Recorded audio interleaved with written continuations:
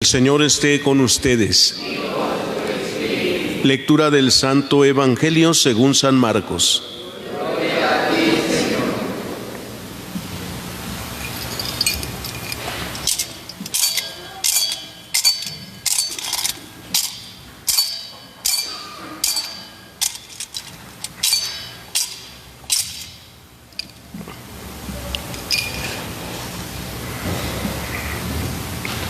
En aquel tiempo llegó Jesús a Cafarnaúm y el sábado siguiente fue a la sinagoga y se puso a enseñar.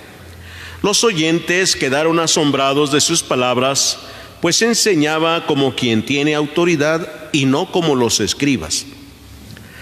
Había en la sinagoga un hombre poseído por un espíritu inmundo que se puso a gritar: ¿Qué quieres tú con nosotros, Jesús de Nazaret? ¿Has venido a acabar con nosotros? Ya sé quién eres, el Santo de Dios. Jesús le ordenó: cállate y sal de él. El espíritu inmundo, sacudiendo al hombre con violencia y dando un alarido, salió de él. Todos quedaron estupefactos y se preguntaban: ¿qué es esto? ¿Qué nueva doctrina es esta? Este hombre tiene autoridad para mandar hasta los espíritus inmundos y lo obedecen. Y muy pronto se extendió su fama por toda Galilea. Palabra del Señor. Pueden sentarse un momentito.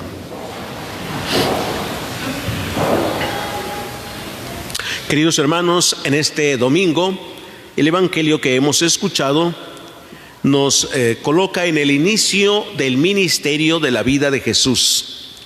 En este pasaje del Evangelio de San Marcos, Jesús en Cafarnaúm comienza su ministerio en la sinagoga.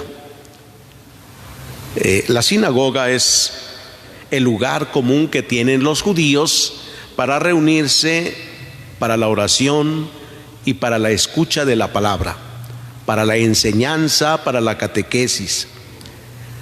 Así como hoy nosotros tenemos también el templo parroquial o el templo en las comunidades, nos reunimos ahí para la oración, nos reunimos ahí para la catequesis, en fin.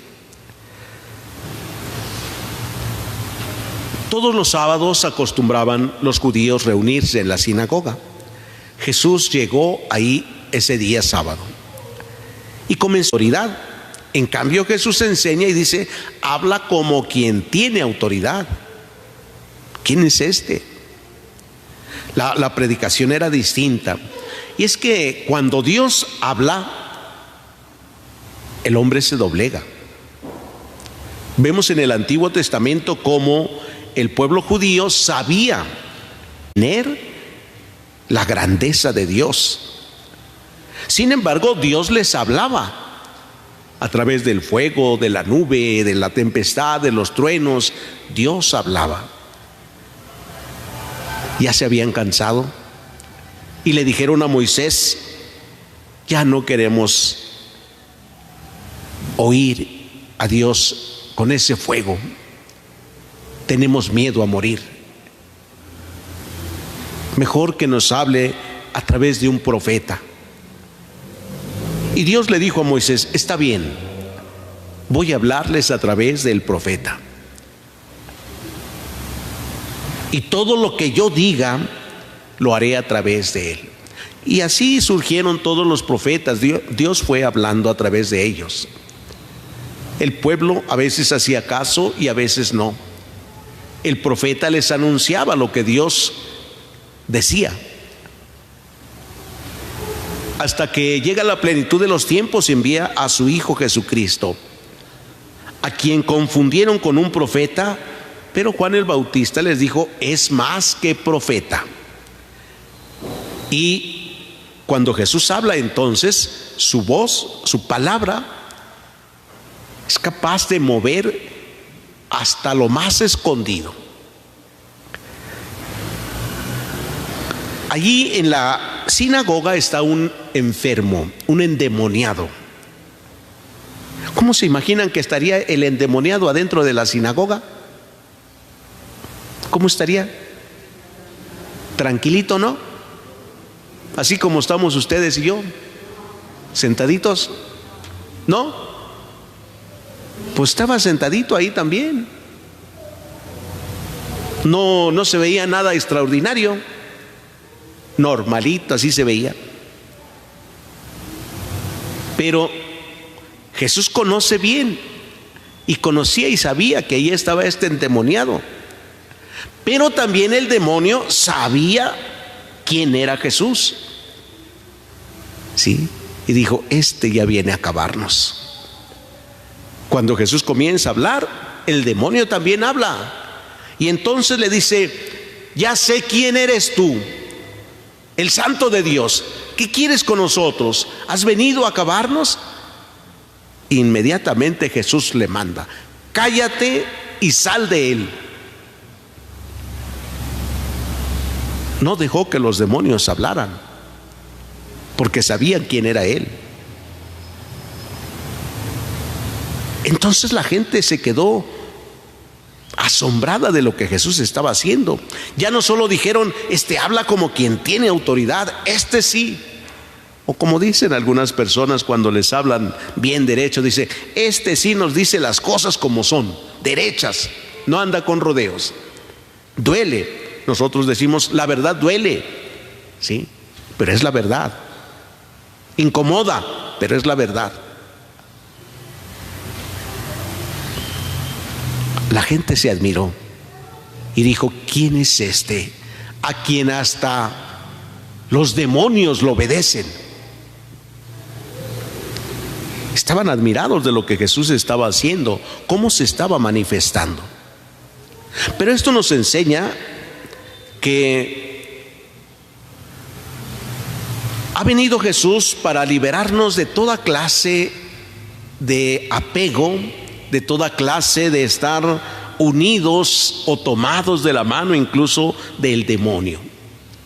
¿Cómo sabremos si estamos tomados de la mano de Dios o estamos a medias, entre que Dios y el demonio? ¿Cómo saber que el demonio nos está manteniendo sin que digamos nada? Unos ejemplos.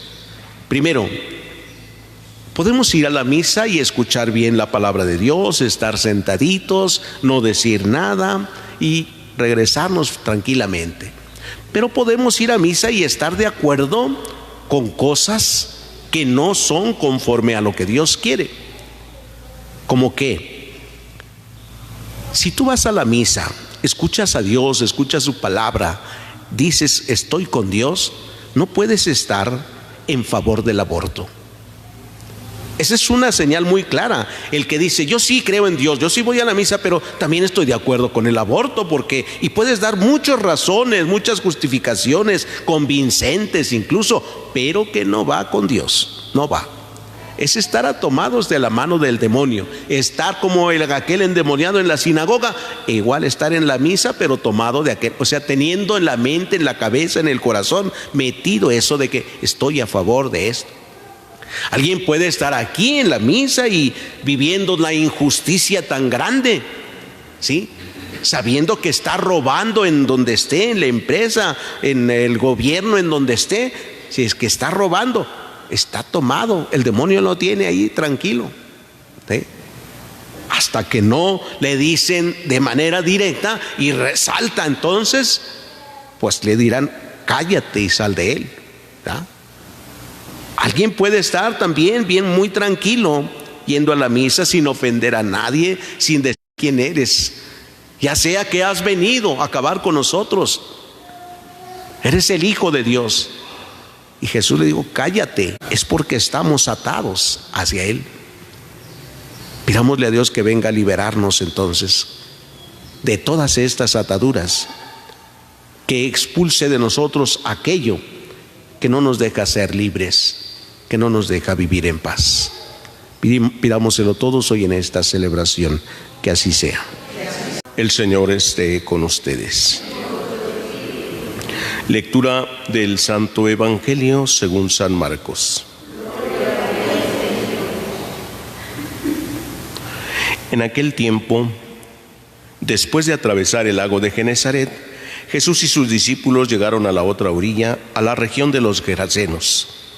Apenas desembarcó Jesús, vino corriendo desde el cementerio un hombre poseído por un espíritu inmundo que vivía en los sepulcros. Ya ni con cadenas podían sujetarlo. A veces habían intentado sujetarlo con argollas y cadenas, pero él rompía las cadenas y destrozaba las argollas. Nadie tenía fuerza para dominarlo. Se pasaba los días y las noches en los sepulcros y en el monte, gritando y golpeándose con piedras. Cuando aquel hombre vio de lejos a Jesús, se echó a correr, vino a postrarse ante él y gritó a voz en cuello: ¿qué quieres tú conmigo, Jesús, Hijo de Dios Altísimo? Te ruego por Dios que no me atormentes. Dijo esto porque Jesús le había mandado al espíritu inmundo que saliera de aquel hombre. Entonces le preguntó Jesús: ¿cómo te llamas? Le respondió: me llamo Legión, porque somos muchos. Y le rogaba con insistencia que no los expulsara de aquella comarca. Había ahí una gran piara de cerdos que andaban comiendo en la falda del monte. Los espíritus le rogaban a Jesús: déjanos salir de aquí para meternos en esos cerdos. Y él se lo permitió. Los espíritus inmundos salieron del hombre y se metieron en los cerdos, y todos los cerdos, unos 2000, se precipitaron por el acantilado hacia el lago y se ahogaron. Los que cuidaban los cerdos salieron huyendo y contaron lo sucedido en aquel pueblo y en el campo. La gente fue a ver lo que había pasado. Se acercaron a Jesús y vieron al antes endemoniado ahora en su sano juicio y sentado y vestido. Entonces tuvieron miedo, y los que habían visto todo, les contaron lo que le había ocurrido al endemoniado y lo de los cerdos. Ellos comenzaron a rogarle a Jesús que se marchara de su comarca. Mientras Jesús se embarcaba, el demonio le suplicaba que lo admitiera en su compañía, pero él no se lo permitió y le dijo: vete a tu casa, a vivir con tu familia, y cuéntales lo misericordioso que ha sido el Señor contigo. Y aquel hombre se alejó de ahí y se puso a proclamar por la región de Decápolis lo que Jesús había hecho por él, y todos los que lo oían se admiraban. Palabra del Señor. Pueden sentarse un momentito.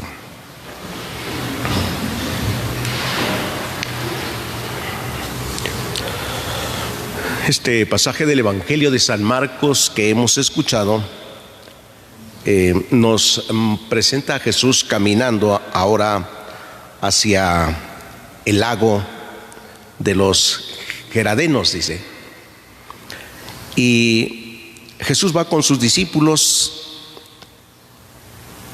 Al llegar a la orilla del lago, dice que salió un enfermo, poseído.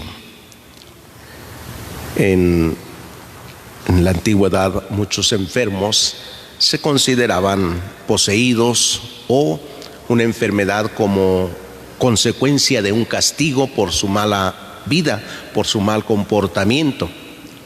Por ejemplo, hay un ciego que nos habla en el Evangelio y le preguntan a Jesús: Maestro, ¿quién pecó para que éste naciera ciego? ¿Él o sus padres? Y Jesús dijo: ni él pecó, ni sus padres. Nació así para que se manifiesten las obras de Dios. Jesús no está afirmando que Dios quiere la enfermedad que tenía este hombre, sino ya les estaba anunciando qué iba a hacer con ese enfermo. Sí, pues le devuelve la vista a este ciego. Y es como se manifiesta la obra de Dios. ¿Quién de nosotros no ha experimentado alguna vez alguna enfermedad o ha escuchado que alguien tiene una enfermedad y que ha ido a ver a todos los médicos que ha podido y que no se ha curado? Nos encontramos con muchas personas Y a veces empiezan a decir, pues es que esta es una mala enfermedad. Y yo digo, pues ninguna enfermedad es buena, es algo que alguna vez sirva para algún bien, pero ninguna enfermedad, pues dice, es buena enfermedad. Pero cuando dicen que es una mala enfermedad, piensan que alguien les está haciendo daño. Es que dicen, es que ya fui al médico, ya me hice estudios y no sale nada, y el médico me dice que no tiene nada. Algunas veces han llegado conmigo, bueno, no algunas, muchas. Y es que ya fui con todos los médicos, padre, y no me curo y siento el dolor. Sí, pues lo puedes sentir. Después de platicar algún poco, pues se da uno cuenta dónde han andado. Y las consecuencias del lugar a donde han andado, pues se van a manifestar. Hay, por ejemplo, quienes han practicado en las sectas satánicas, y a esos les cuesta mucho trabajo salir de eso, mucho. Padecen mucho el sufrimiento. Hay un daño psicológico terrible, ¿sí? No que estén poseídos a veces, pero sí un daño psicológico terrible. Ni los psicólogos a veces pueden sacarlos de ello. Les cuesta tanto trabajo. Claro, hay mucho la influencia, y del demonio siempre estará la influencia, siempre. De eso no dudamos. Y yo les decía, menos, yo no dudo de eso por las experiencias que he tenido con personas. Yo no dudo de eso, que el demonio tenga incidencia. Y que hay liberación, sí, también hay que liberarlos de esa posesión. Ahora, no crean que hay por montón de poseídos en este sentido, como en el Evangelio lo escuchamos, ¿no? Pero sí, hay quienes están poseídos. Y dice el Evangelio de este endemoniado que no lo podían detener ni con cadenas, rompía las cadenas. Esto, aunque parecen relatos míticos, no reales, expresan o manifiestan la fuerza que tiene el demonio, pero que por encima de esa fuerza siempre estará Dios, siempre estará Dios. Cuando algunos han andado ya con brujos, con hechiceros, y luego pues no fueron curados, ya vienen a veces conmigo para que les haga oración, y le digo, ¿y por qué hasta el último?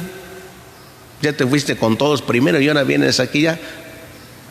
Le digo eso para que entienda que por encima de todo siempre va a estar Dios primero, y que todo lo demás que hizo al ir con brujos y hechiceros, pues en lugar de ayudarle, solo le ha mantenido en ese estado, ¿sí?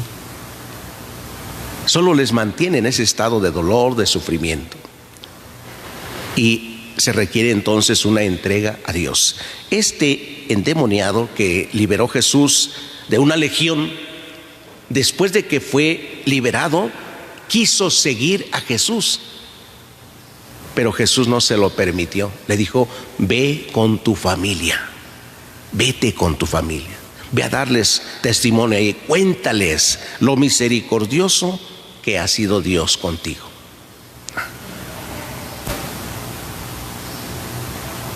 Cuando Dios realiza el milagro en nuestras vidas, y pues hay quien desea seguirlo, no sabe ni cómo hacerlo. Incluso a mí me han preguntado, ¿qué hago, padre? ¿Qué hago? Mira, cuéntale a tu familia lo misericordioso que Dios ha sido contigo. Sé feliz ahí con tu familia. Sé una persona servicial, amable. Que se manifieste la diferencia entre lo que eras y lo que eres. No se trata de que ahora voy a servir y voy a hacer algo, porque primero con tu familia, como Jesús lo hace con este endemoniado. Primero ahí manifiesta quién es Jesús. Queridos hermanos, vivimos hoy en nuestro mundo tantas situaciones de enfermedades que a veces no sabemos ni de qué, como antes pasaba. Antes decían, ¿de qué se murió? Pues nomás le dio tos y se murió, ¿sí? Cualquier cosa era un pretexto, pues no se tenía avance en la ciencia, en la medicina. Hoy hay muchos avances, pero aún así ahora hay enfermedades que todavía la medicina no puede erradicar, no puede curar, como el cáncer y otras enfermedades, ¿sabes? Médicos que a veces se sorprenden cómo una persona es que se sanó estando tan avanzada una enfermedad ya de muerte. Y dicen, pues, ¿qué hizo? Y se quedan asombrados ante lo que pasa. Y no es otra cosa más que la manifestación de la misericordia de Dios, como pasó con el ciego. Nació así para que se manifiesten las obras de Dios. Llega uno a tener alguna enfermedad para que se manifiesten las obras de Dios, no es un castigo. Dios no quiere castigar a nadie, no viene a castigar a nadie. Suceden las cosas para que se manifiesten las obras de Dios. Un día una persona me decía, es que ando muy suelto del estómago y suelto y todo el día anduvo. Y al otro día ya estaba, pero excelente y comiendo muy bien. Le digo, no, que estabas muy enfermo del estómago. ¿Qué cree que me sirvió? ¿Por qué? Pues hoy me siento muy bien, dice, y puedo comer y no me duele nada. Pero a lo mejor estás, como dicen hoy, cargado del estómago, o simplemente te limpiaste del estómago y ya estás bien. Te sirvió la enfermedad pasajera. Ayer sufriste, hoy estás gozando. Cuando no nos va muy bien, a veces nosotros tenemos alguna forma de expresarlo con un dicho, ¿verdad? Que no hay mal que por bien no venga. A veces una enfermedad es necesaria para un bien mayor, ¿sí? Pidamos a Dios hoy en esta celebración por todos nuestros hermanos enfermos, por quienes padecen no solamente una enfermedad física o psicológica, una enfermedad espiritual, sino una enfermedad de la que ni ellos ni nadie sabe qué es lo que está pasando. Pero Dios sí, y los espera. Pidamos por ellos para que Dios les manifieste el camino y acudan a Él, acudan a Dios. Como este endemoniado corrió desde donde estaba para postrarse ante Jesús, ¿sí? Pues el demonio sabía que había llegado su hora, su fin. Cuando corremos a Jesús, cuando nos acercamos a Él, es que ha llegado el fin del demonio que puede estar molestándonos. Pidámosle al Señor que nos conceda la gracia de volver constantemente hacia Él, que así sea. El Señor esté con ustedes. Lectura del Santo Evangelio según San Marcos.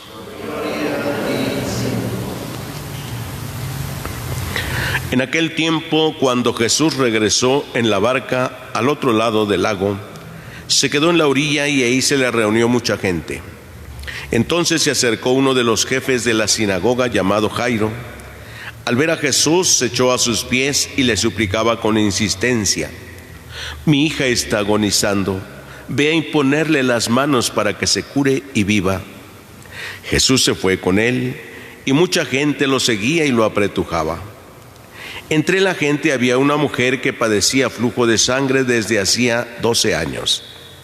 Había sufrido mucho a manos de los médicos y había gastado en eso toda su fortuna, pero en vez de mejorar había empeorado. Oyó hablar de Jesús, vino y se le acercó por detrás entre la gente y le tocó el manto, pensando que con solo tocarle el vestido se curaría. Inmediatamente se le secó la fuente de su hemorragia y sintió en su cuerpo que estaba curada. Jesús notó al instante que una fuerza curativa había salido de él. Se volvió hacia la gente y les preguntó: ¿quién ha tocado mi manto? Sus discípulos le contestaron: ¿estás viendo cómo te apretuja la gente y todavía preguntas quién me ha tocado? Pero él seguía mirando alrededor para descubrir quién había sido. Entonces se acercó a la mujer asustada y temblorosa al comprender lo que había pasado. Se postró a sus pies y le confesó la verdad. Jesús la tranquilizó diciendo: hija, tu fe te ha curado. Vete en paz y queda sana de tu enfermedad. Todavía estaba hablando Jesús cuando unos criados llegaron de casa del jefe de la sinagoga para decirle a éste: ya se murió tu hija, ¿para qué sigues molestando al maestro? Jesús alcanzó a oír lo que hablaban y le dijo al jefe de la sinagoga: no temas, basta que tengas fe. No permitió que lo acompañaran más que Pedro, Santiago y Juan, el hermano de Santiago. Al llegar a la casa del jefe de la sinagoga, vio Jesús el alboroto de la gente y oyó los llantos y los alaridos que daban. Entró y les dijo: ¿qué significa tanto llanto y alboroto? La niña no está muerta, está dormida. Y se reían de él. Entonces Jesús echó fuera a la gente y con los padres de la niña y sus acompañantes entró a donde estaba la niña. La tomó de la mano y dijo: Talita cum, que significa: óyeme niña, levántate. La niña, que tenía 12 años, se levantó inmediatamente y se puso a caminar. Todos se quedaron asombrados. Jesús les ordenó severamente que no dijeran a nadie y les mandó que le dieran de comer a la niña. Palabra del Señor. Pueden sentarse un momentito.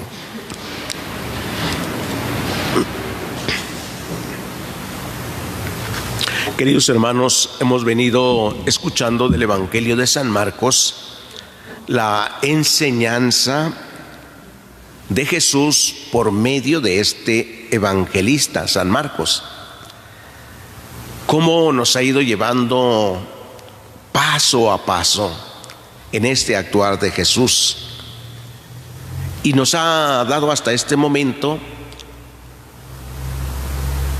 unos ejemplos de milagros. Por ejemplo, la primera fue referente a la naturaleza, cuando calmó al mar y al viento. Van por el medio del mar en la barca, casi se hunde, y él manda al viento y al mar: cállate y enmudece, y el viento se calmó. Después nos encontramos con aquel enfermo también, Geraseno, aquel endemoniado. Jesús expulsa el demonio. Es una enfermedad psíquica, vamos a decir, que tiene este endemoniado también. Después de esta viene la curación de esta mujer, una curación física. Hoy escuchamos en este pasaje esta mujer que tenía flujo de sangre, ya mucho tiempo padecía esta enfermedad. Y finalmente la resurrección de una persona, una niña. Así es que tenemos hasta este momento que nos enseña San Marcos 4 curaciones de diferente situación que vive el ser humano. Hoy pues encontramos con que Jesús pasó al otro lado del lago, y uno de los jefes de la sinagoga, llamado Jairo, fue a verlo para decirle: mi hija está agonizando, ve a imponerle las manos para que se cure. Este hombre, jefe de la sinagoga, ya ha escuchado a Jesús, ha escuchado también de los milagros que hace. Por eso le dice: ve a imponerle las manos. La imposición de las manos, entonces, significa la transmisión de un poder. Y este jefe de la sinagoga quiere que Jesús vaya a imponerle las manos para que se cure. Ya está agonizando. Mientras está allí, como hay mucha gente que le está escuchando, empieza a caminar y mucha gente lo sigue, lo apretuja, y hay una mujer que dice: pensó que con solo tocar su manto quedaría curada. Entonces, primero piensa, después cree y actúa. Se acerca hasta Jesús, toca el manto de Jesús y queda curada inmediatamente.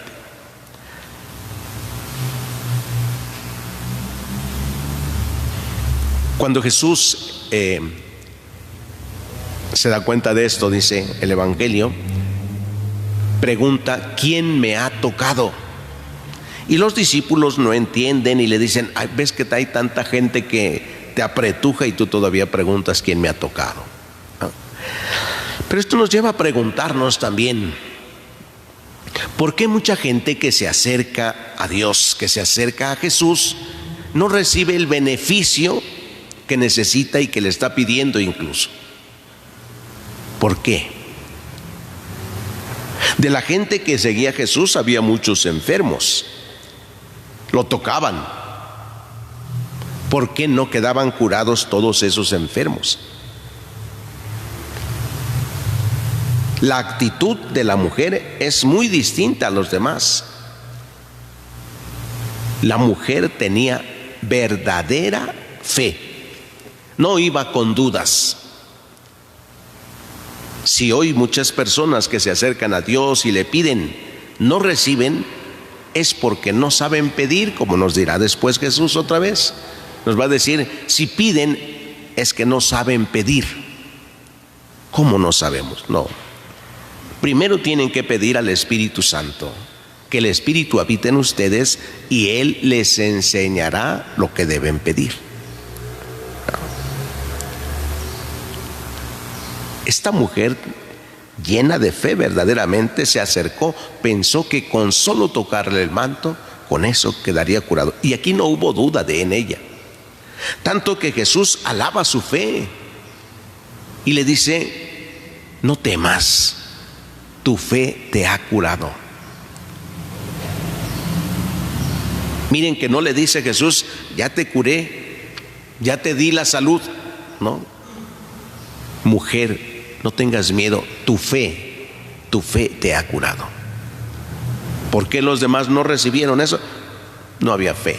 Más bien tenían curiosidad, querían tocarlo, simplemente acercarse a Él, pero sin fe. La auténtica fe compromete la vida. Se dispone uno para servir inmediatamente.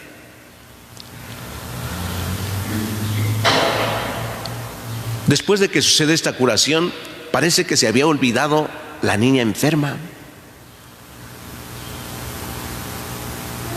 Ya había pasado tiempo, de tal manera que llegaron unos sirvientes de el jefe de la sinagoga para decirle a este: ya se murió tu hija, ya para qué sigues molestando al maestro, ya se murió.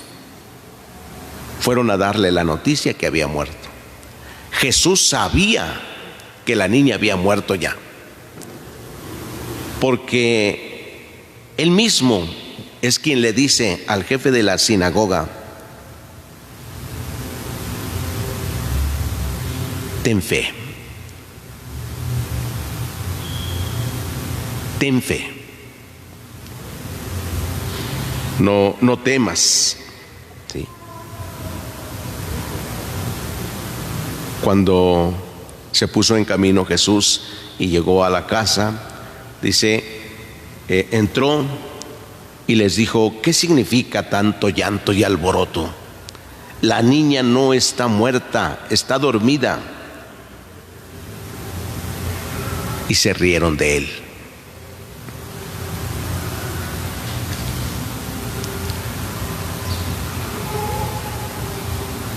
Entonces, ¿la niña había muerto o no había muerto? Jesús dice: no está muerta, está dormida.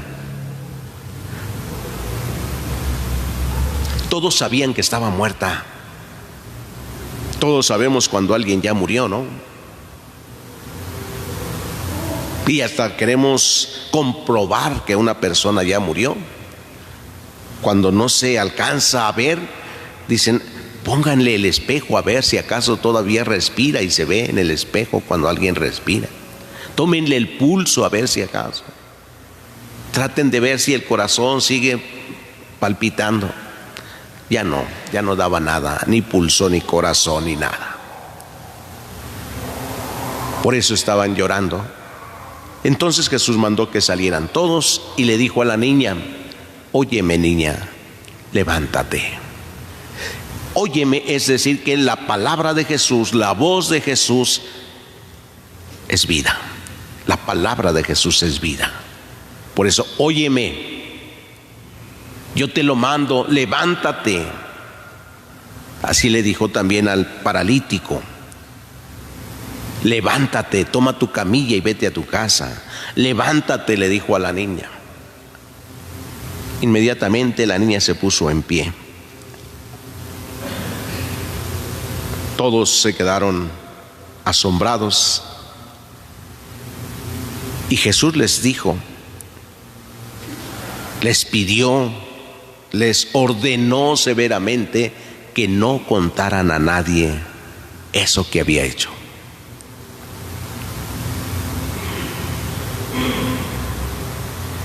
Y pidió que le dieran de comer a la niña para que comprobaran que estaba viva, que no estaban alucinando, que lo que habían visto era algo real.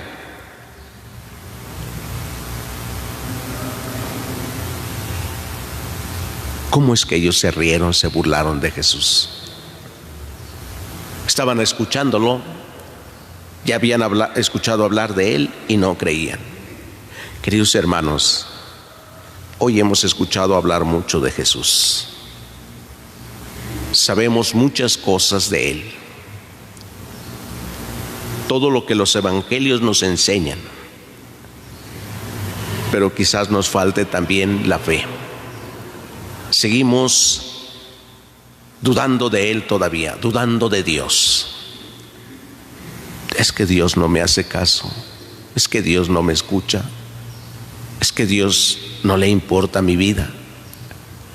¿Por qué tanto dolor? ¿Por qué tanto sufrimiento? ¿Por qué tanta enfermedad?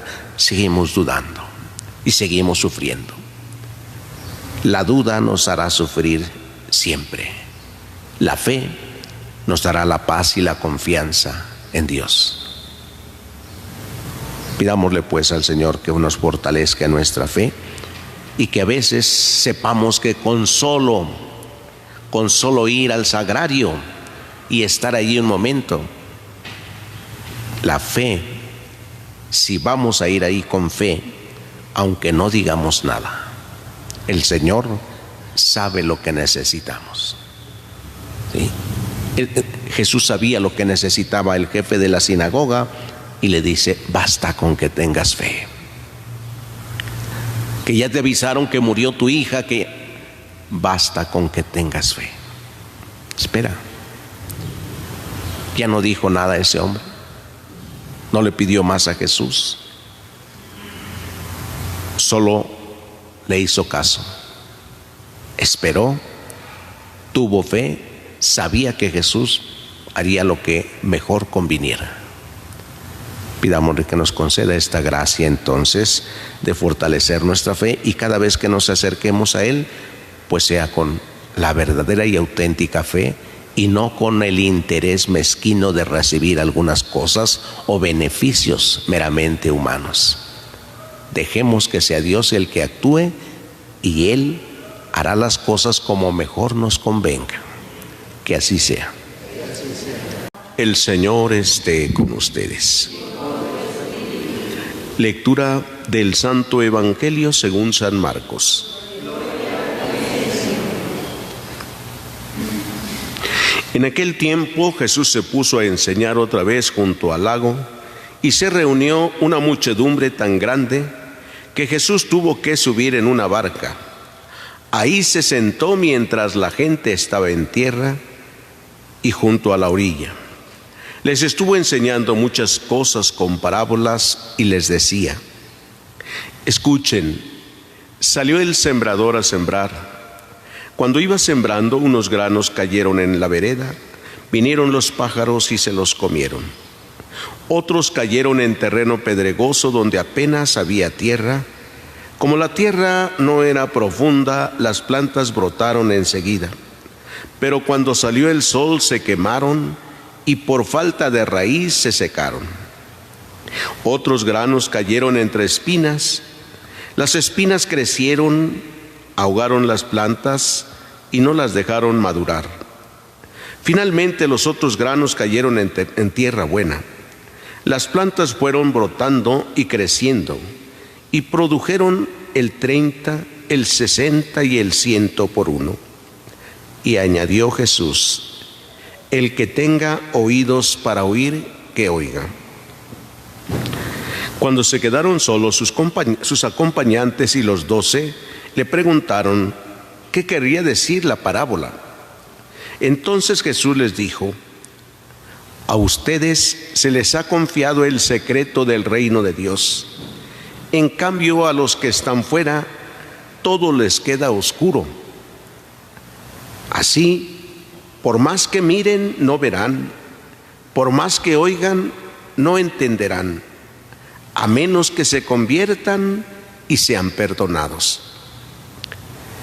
Y les dijo a continuación: si no entienden esta parábola, ¿cómo van a comprender todas las demás? El sembrador siembra la palabra. Los granos de la vereda son aquellos en quienes se siembra la palabra, pero cuando la acaban de escuchar, viene Satanás y se lleva la palabra sembrada en ellos. Los que reciben la semilla en terreno pedregoso son los que al escuchar la palabra, de momento la reciben con alegría, pero no tienen raíces, son inconstantes, y en cuanto surge un problema o una contrariedad por causa de la palabra, se dan por vencidos.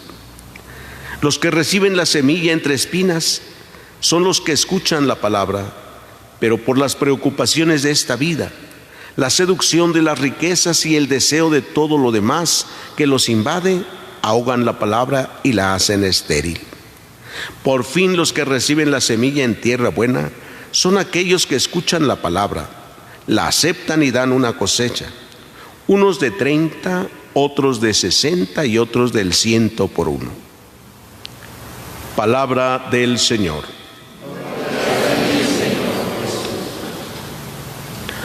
Pueden sentarse un momentito.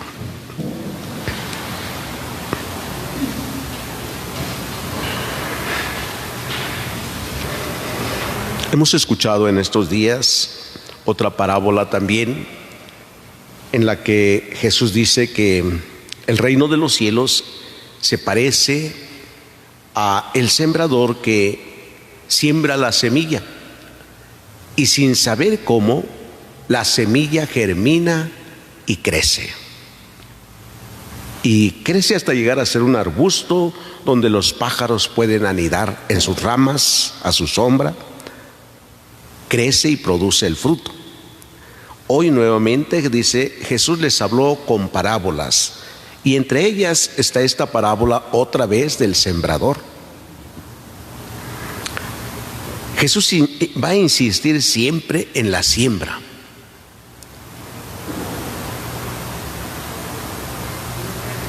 Es Jesús quien siembra su palabra. Y lo va a hacer siempre solo porque ama y no porque espera recibir los frutos.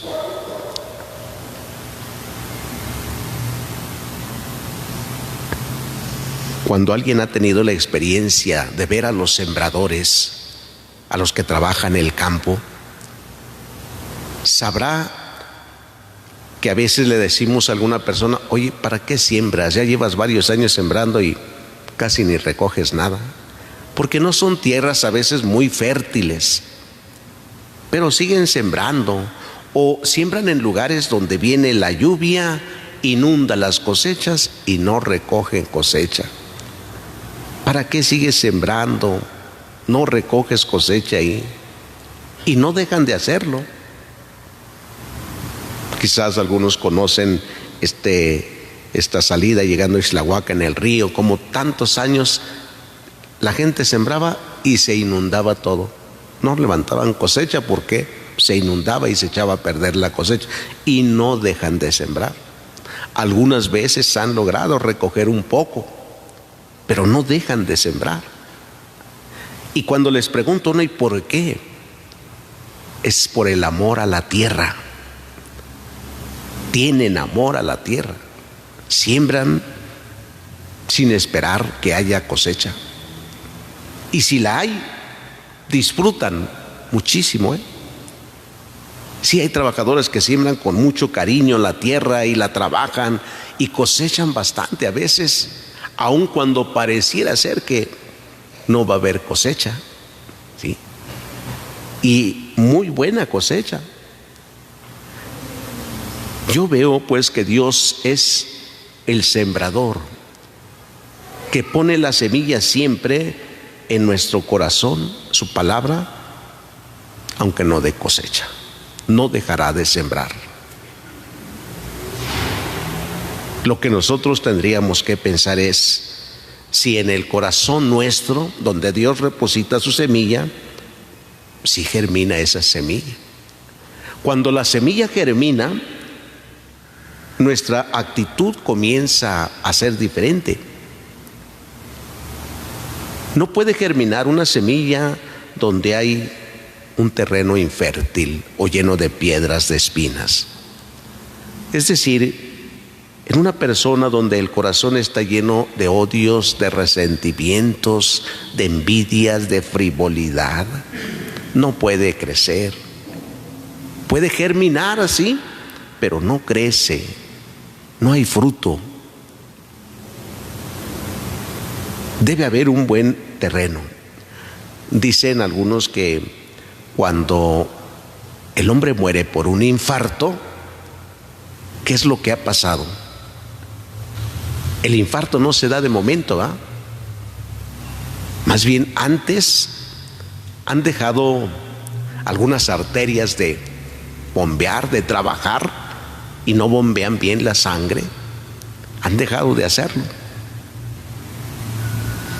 Cuando viene el infarto, pues es porque las que trabajaban ya no tuvieron la suficiente capacidad para hacerlo, vamos a decir, ¿verdad? Ya no fueron aptas. Y entonces viene la muerte ahí. Cuando en el corazón del hombre, hablando de Dios, hay mucho odio y mucho resentimiento, ya no hay nada que pueda brotar el alimento para que haga germinar la palabra de Dios y producir fruto.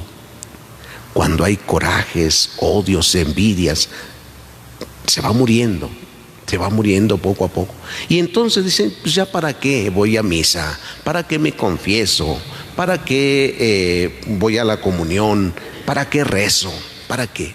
Se murió, se va a morir, porque no va a haber el fruto. Se cansa el hombre, dice, no tiene caso sembrar ahí. Algunas veces habrá esa actitud de decir, no tiene caso que yo le hable a esta persona, ¿para qué?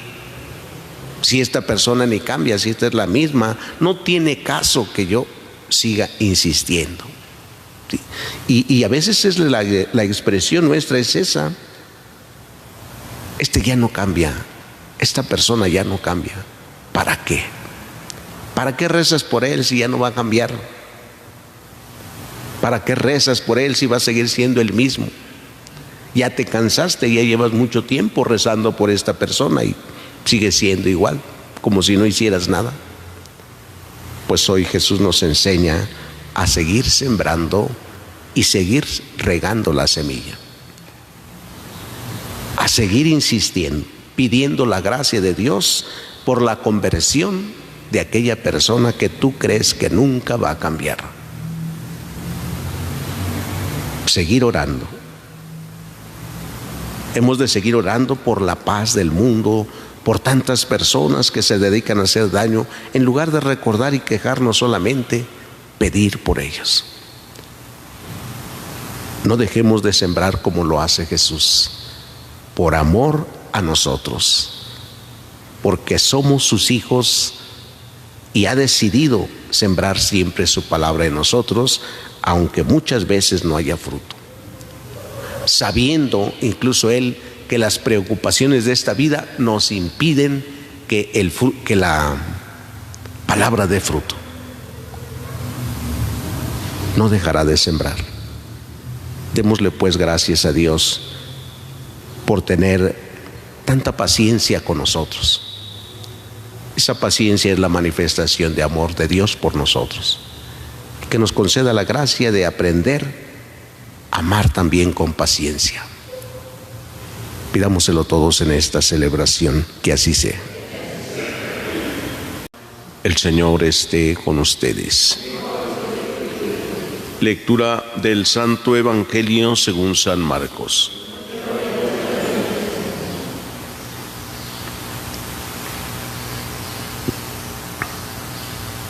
En aquel tiempo llamó Jesús a los 12, los envió de 2 en 2 y les dio poder sobre los espíritus inmundos.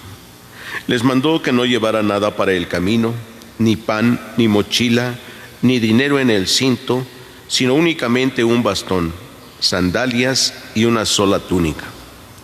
Y les dijo: cuando entren en una casa, quédense en ella hasta que se vayan de ese lugar. Si en alguna parte no los reciben y los escuchan, al abandonar ese lugar, sacúdanse el polvo de los pies como una advertencia para ellos. Los discípulos se fueron a predicar la conversión, expulsaban a los demonios, ungían con aceite a los enfermos y los curaban. Palabra del Señor. Pueden sentarse un momentito.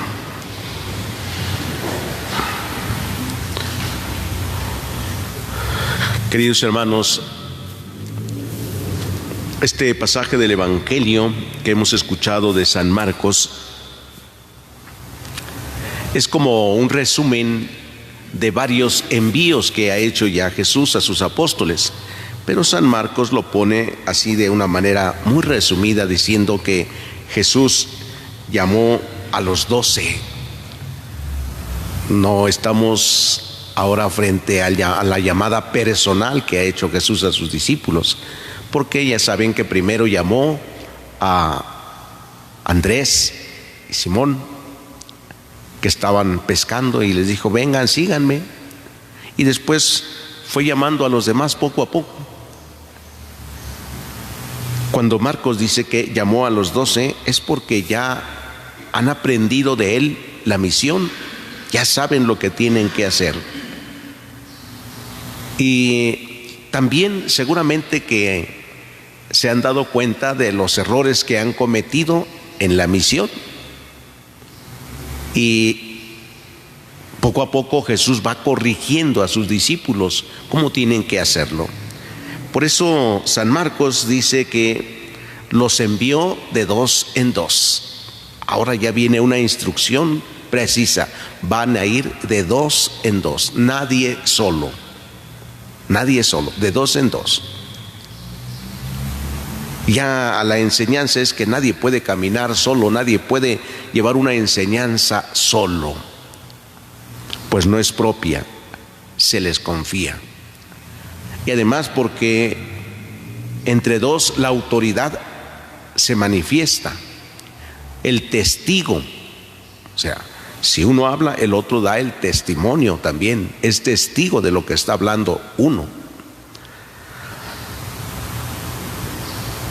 Y les concedió poder, dice San Marcos, para expulsar a los espíritus inmundos, pero les dijo con toda claridad cómo tienen que ir. No lleven nada para el camino, ni pan, ni mochila, ni dinero en el cinto, únicamente un bastón, sandalias y una túnica.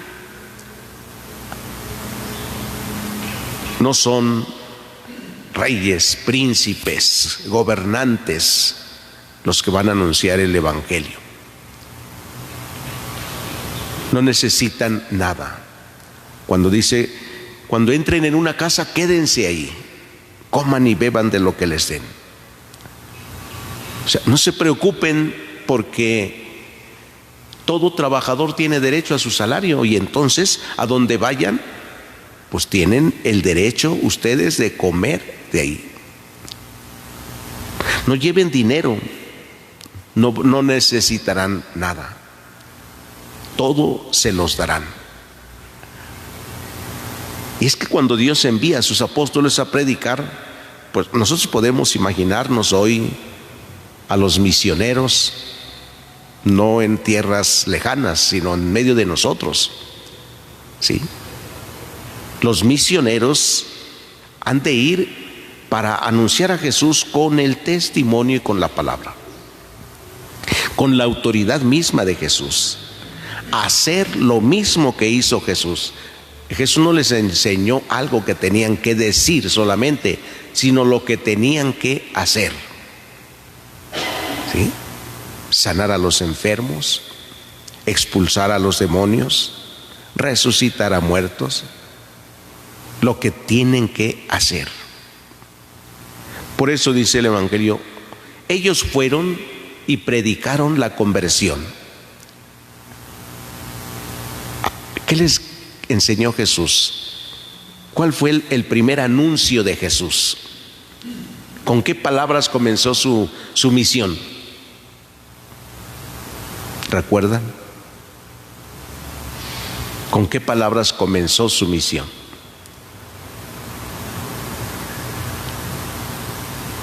¿No se acuerdan?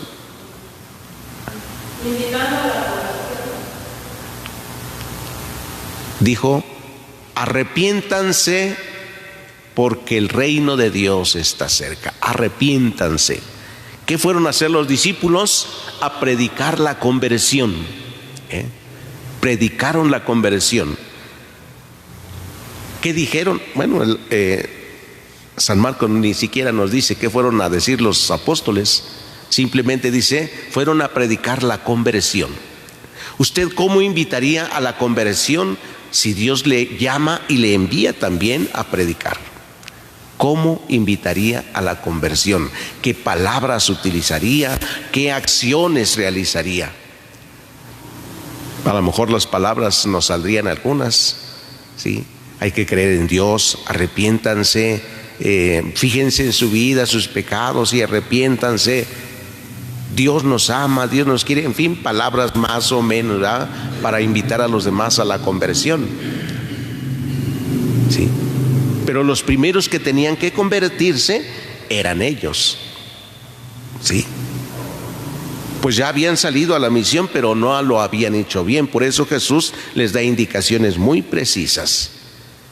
Vayan de dos en dos, no anden de casa en casa. Cuando lleguen a una casa, quédense. Si no les hacen caso, si no los reciben, ¿qué tienen que hacer? Sacúdanse el polvo de los pies en señal de advertencia, ¿sí? Imagínense que ustedes van de misión y no los reciben, los apedrean, los insultan, los corren. ¿Cómo salen de ese lugar? ¿Molestos? ¿Enojados? Pues ese es todo el polvo que se nos pega y hay que sacudirnos. O sea, no se puede responder de la misma forma que ellos actúan. O sea, la agresión, la no aceptación, no se puede responder con el mismo enojo. Por ello, cuando vemos nosotros en la vida social también que alguien anda defendiendo los derechos humanos y hacen manifestaciones, y en esas manifestaciones pintarrajean bardas de casas, monumentos históricos, dicen, a ver, este anda defendiendo los derechos, a veces ni son humanos, a veces son derechos de animales, y usted no respeta los derechos que tenemos de ver la limpieza de nuestras calles no pintadas. usted no respeta el derecho de los demás, ¿quién le puede creer que usted verdaderamente es un defensor de derechos humanos? Si usted actúa con violencia, si provoca violencia, ¿cómo? ¿Cómo podemos decir a veces que un gobernante verdaderamente le importa el país cuando lo que hace tantas veces es polarizar a la sociedad? Los ricos, los pobres, los ponen contra unos con otros. Y los pobres, cuando empiezan a subir un poquito y a ser de edad media, ya son enemigos de los pobres, ya son enemigos del gobierno, polarizan. Ese no es un buen gobierno. Un buen gobierno es el que suma, une, reconcilia, busca el bien, no de un grupo. Sí. Nosotros al contemplar a Jesús vemos que a nadie desprecia, a nadie, a todos los invita a la conversión. Y basta con ver algunos ejemplos de los que el Evangelio nos habla. No fueron los únicos, son algunos ejemplos. ¿Sí? Mateo, cobrador de impuestos. Zaqueo, hombre rico. ¿Sí? Y más que encontramos en el Evangelio, pero con todos ellos está. Sí, en algún momento les habló a los fariseos fuerte también, como se tiene que hacer. No puede vivir uno sin preocuparse de los demás. Así nos enseña Jesús a preocuparnos también de los demás. La Madre Teresa decía que nadie es tan pobre que no pueda ayudar a su hermano con los bienes que tiene, y nadie es tan rico que no tenga necesidad de los demás. Queridos hermanos, pidámosle a Dios que nos conceda la gracia de ser discípulos, misioneros, que vivamos en comunión de dos en dos, ¿sí? Participando siempre en la misión de Cristo que se realiza en la iglesia. No tengamos miedo, no esperemos que todo se nos dé. Estamos llamados a dar, a servir. Pues que el Señor nos conceda esta gracia de servir también a nuestros hermanos. Que así sea. El Señor esté con ustedes. Lectura del Santo Evangelio según San Lucas. Transcurrido el tiempo de la purificación de María según la ley de Moisés, ella y José llevaron al niño a Jerusalén para presentarlo al Señor, de acuerdo con lo escrito en la ley. Todo primogénito varón será consagrado al Señor, y también para ofrecer, como dice la ley, un par de tórtolas o 2 pichones. Vivía en Jerusalén un hombre llamado Simeón, varón justo y temeroso de Dios, que aguardaba el consuelo de Israel. En él moraba el Espíritu Santo, el cual le había revelado que no moriría sin haber visto antes al Mesías del Señor. Movido por el Espíritu fue al templo, y cuando José y María entraban con el niño Jesús para cumplir lo prescrito por la ley, Simeón tomó en brazos y bendijo a Dios diciendo: Señor, ya puedes dejar morir en paz a tu siervo, según lo que me habías prometido, porque mis ojos han visto a tu Salvador, al que has preparado para bien de todos los pueblos, luz que alumbra las naciones y gloria del pueblo de Israel. El padre y la madre del niño estaban admirados de semejantes palabras. Simeón los bendijo y a María, la madre de Jesús, le anunció: Este niño ha sido puesto para ruina y resurgimiento de muchos en Israel, como signo que provocará contradicción para que queden al descubierto los pensamientos de todos los corazones. Y a ti una espada te atravesará el alma. Había también una profetisa, Ana, hija de Fanuel, de la tribu de Aser. Era una mujer muy anciana. De joven había vivido 7 años casada y tenía ya 84 años de edad.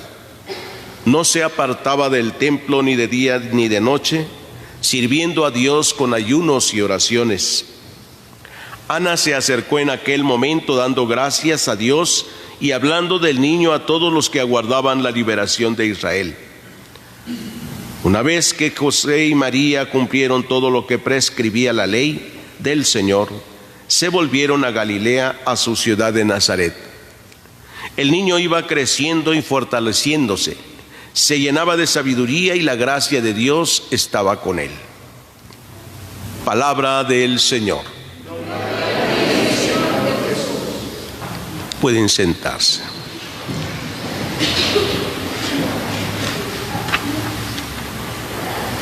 Celebramos hoy la fiesta de la presentación del niño Jesús en el templo, 40 días después de su nacimiento. Para cumplir con una ley, José y María son quienes van a cumplir la ley judía, una ley que obliga a las mujeres, después de haber dado a luz a su hijo, a que permanezcan en casa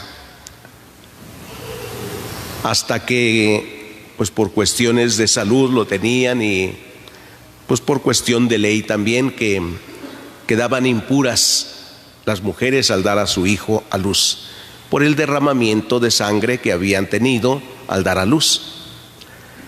Y entonces tenían que pasar los días para que se purificara. Al terminar este tiempo, llevaban al niño a presentarlo al templo, como dice la ley. ¿Qué dice la ley?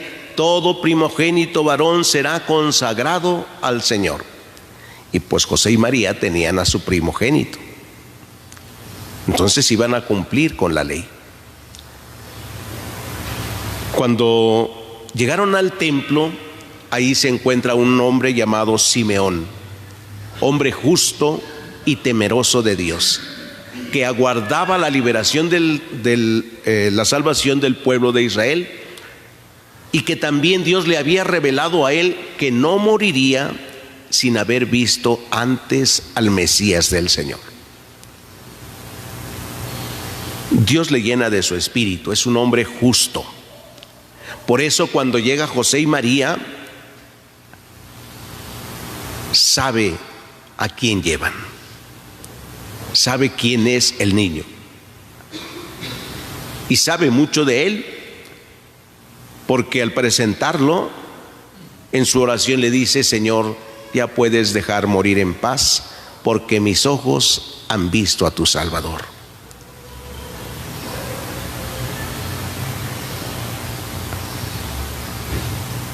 Para salvarnos, Dios decidió enviarnos a su Hijo Jesucristo, que es verdadero Dios y verdadero hombre. Se hizo uno como nosotros, para salvarnos a nosotros. Dice en una ocasión, en un monasterio, un estudiante le preguntó a su superior: oiga, ¿se puede conocer el interior de Jesús? ¿Se puede conocer el interior de Jesús? Y su superior lo llevó inmediatamente y le abrió la Biblia y le puso a leer allí en el libro de la carta a los Hebreos. Y el pasaje decía: heme aquí, Señor, aquí estoy para hacer tu voluntad. Y iba a seguir leyendo y lo paró, luego ya. Mira, dice: aquí estoy. ¿Quieres conocer a Jesús en el interior? Es este. Jesús es disponibilidad. Aquí estoy. Y la otra, obediencia. Hacer tu voluntad. Estoy para hacer lo que tú quieres, para hacer lo que me mandes. De tal manera que esta será siempre la vida de todo cristiano, todo creyente. Disponibilidad para Dios y para hacer lo que Él mande. Si no, no se es cristiano. Si no, no se es creyente. Si no está disponible para Dios y si no está para hacer la voluntad de Dios. ¿Sí? Más adelante escucharemos también que San Pablo nos dirá que Jesús, siendo Dios, no se aferró a esta prerrogativa divina, sino que se hizo hombre. Se dispuso para la misión que el Padre tenía. También escucharemos que nos dice que así como entró en el mundo el pecado por la desobediencia de un solo hombre, por la obediencia de uno solo viene la salvación, que es Jesús. Obediencia. Y la obediencia y la disponibilidad a Jesús, a Dios, es la obediencia y la disponibilidad para servir en la iglesia. Pues Dios no es un ser espiritual solamente. Dios se encarna y se hace presente en la iglesia.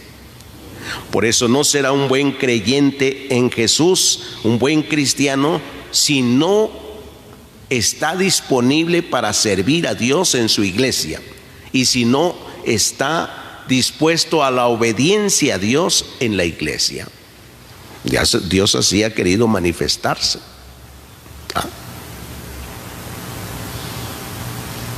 Pues no podemos decir que sí creemos y amamos mucho a Dios si no estamos dispuestos para Él, disponibles para Él, para lo que Él nos manda.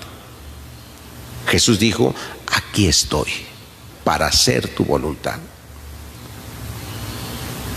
Y así es que hace que Jesús y María lo lleven a presentar al templo. ¿Sí? Y después, cuando Jesús se pierde en Jerusalén, ya cuando es un adolescente a los 12 años, y María le dice: hijo, ¿por qué nos has hecho esto? Él responde: ¿qué no sabían que debo estar en las cosas de mi Padre? Debo hacerlo, la obediencia al Padre.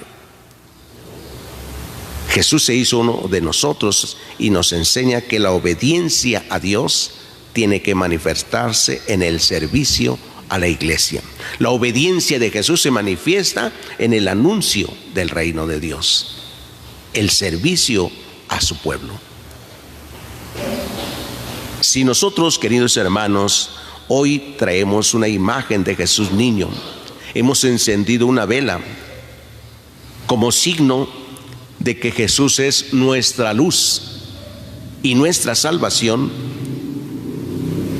entonces podremos ver, seremos iluminados por Jesús para hacer la voluntad de Dios y para estar disponibles, porque vemos. Jesús nos hará ver, nos hará obedecer cuando le conozcamos y le amemos verdaderamente. Decíamos en el canto: el Señor es mi luz y mi salvación. El Señor es la defensa de mi vida. ¿Quién me hará temblar? Y este canto tiene toda su base en uno de los salmos en la Biblia. El Señor es mi luz y mi salvación. Queridos hermanos, hoy al celebrar la Eucaristía, pidámosle que así como nos alegramos con la imagen del niño Dios y nos esforzamos hasta por vestirle, por manifestarle nuestra devoción en una imagen, que nuestro corazón se eleve más a Dios y nos disponga para su servicio siempre, como José y María, atentos para servir. Y muchas cosas no las entendieron, pero María dijo: soy la esclava del Señor, que se cumpla en mí su palabra. Es la primera de las mujeres que tienen a Cristo y que hacen lo mismo: creer, disponerse para Él, para Jesús, para su Hijo, y hacer la voluntad de Dios. Pidamos que el Señor nos conceda también esta gracia que concedió a José y a María, disponibilidad y obediencia. Que así sea. El Señor esté con ustedes. Lectura del Santo Evangelio según San Marcos. En aquel tiempo, los apóstoles volvieron a reunirse con Jesús y le contaron todo lo que había hecho y enseñado. Entonces Él les dijo: vayan conmigo a un lugar solitario para que descansen un poco, porque eran tantos los que iban y venían que no les dejaban tiempo ni para comer. Jesús y sus apóstoles se dirigieron a una barca hacia un lugar apartado y tranquilo. La gente los vio irse y los reconoció. Entonces de todos los poblados fueron corriendo por tierra a aquel sitio y se les adelantaron. Cuando Jesús desembarcó, vio una multitud que los estaba esperando y se compadeció de ellos porque andaban como ovejas sin pastor, y se puso a enseñarles muchas cosas. Palabra del Señor. Pueden sentarse un momentito.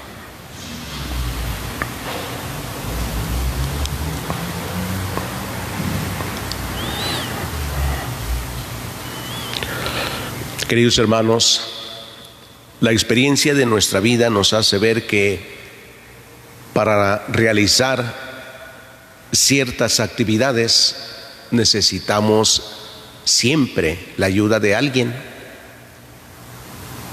y a veces es alguna ayuda tan especial que no cualquiera puede dárnosla. Buscamos a la persona adecuada para la ayuda. Cuando vemos hoy en la primera lectura que en estos días estamos leyendo al profeta Samuel y el libro de los Reyes, y vemos al rey Salomón, que ha comenzado a reinar como sucesor de su padre David, y Dios le habla y le dice: Salomón, pídeme lo que quieras y yo te lo daré. Y Salomón le dice a Dios: Señor, yo soy un muchacho, no sé qué hacer. ¿Cómo voy a gobernar a tu pueblo? Es tan numeroso que ni siquiera se pueden contar los habitantes. Dame sabiduría para gobernar a tu pueblo. A Dios le agradó mucho esto, que Salomón le pidiera sabiduría. Pero entonces desde aquí nos damos cuenta: Salomón no puede gobernar al pueblo sin la ayuda de Dios. ¿Sí? Y por eso en la oración Dios entra en contacto con Salomón y le dice: a ver, Salomón, pídeme lo que quieras. Salomón estuvo a la escucha, pues si acudía a Dios en la oración, tenía que escucharlo también. Pídeme lo que quieras y te lo daré. Cuando Jesús nos dice en el Evangelio después: todo el que esté cansado y fatigado por la carga, venga a mí y yo lo aliviaré. Constantemente nos está diciendo qué hacer. Vengan a mí, yo los aliviaré.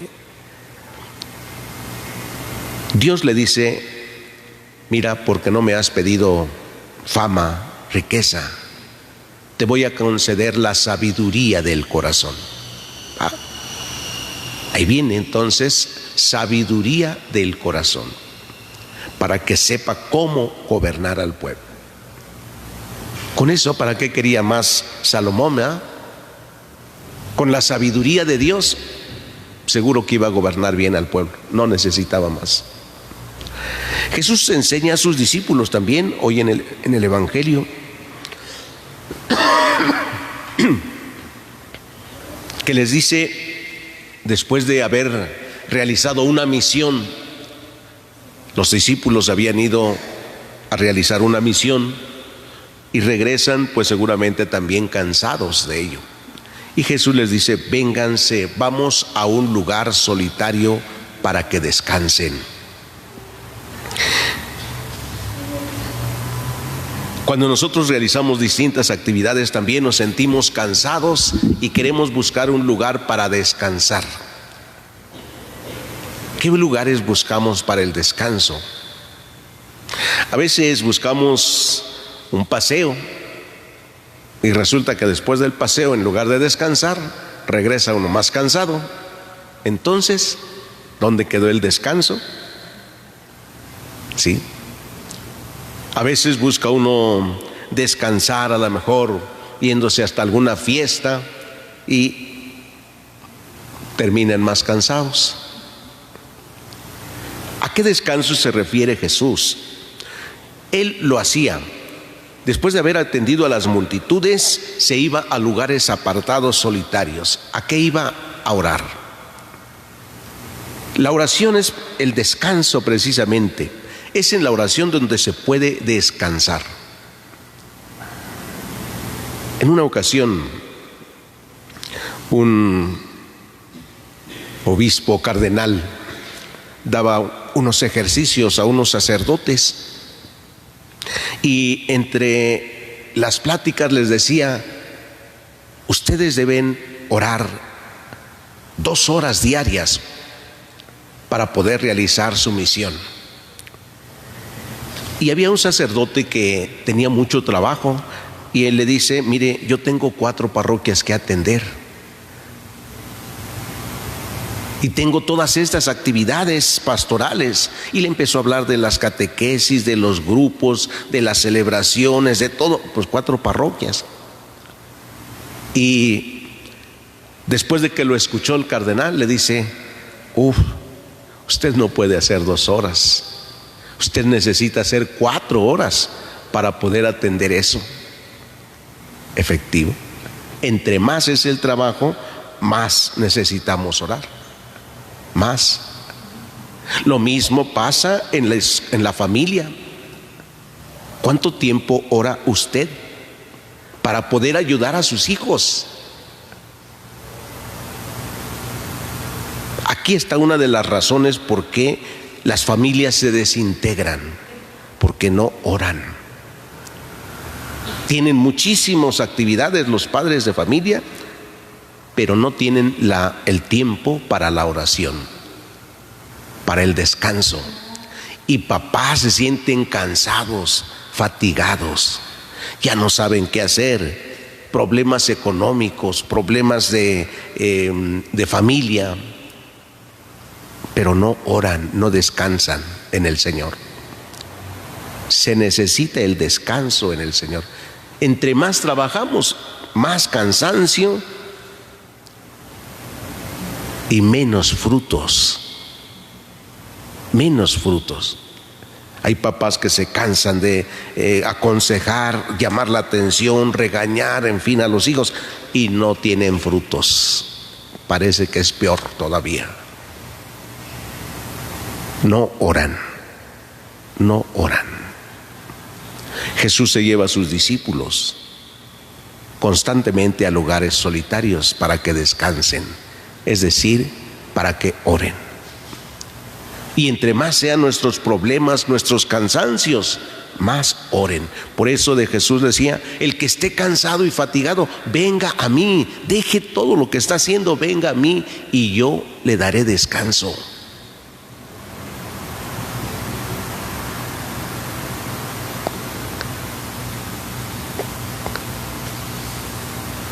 Después de que termina uno el tiempo de la oración, el trabajo no se ha terminado. Hemos tenido el descanso, pero el trabajo continúa. En esta ocasión el Evangelio nos dice que solamente descansaron mientras atravesaban el lago. Y no es el descanso de no hacer nada, sino mientras iban al otro lado, oraban. Luego, cuando llegaron, había una gran multitud en el otro lado. Jesús atendió a la multitud y después continuaron para ir al descanso.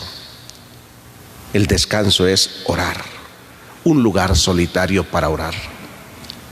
Pidámosle a Dios que nos conceda a todos la gracia de caminar a un lugar solitario para orar.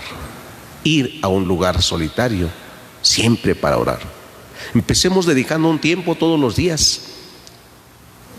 Todos los días.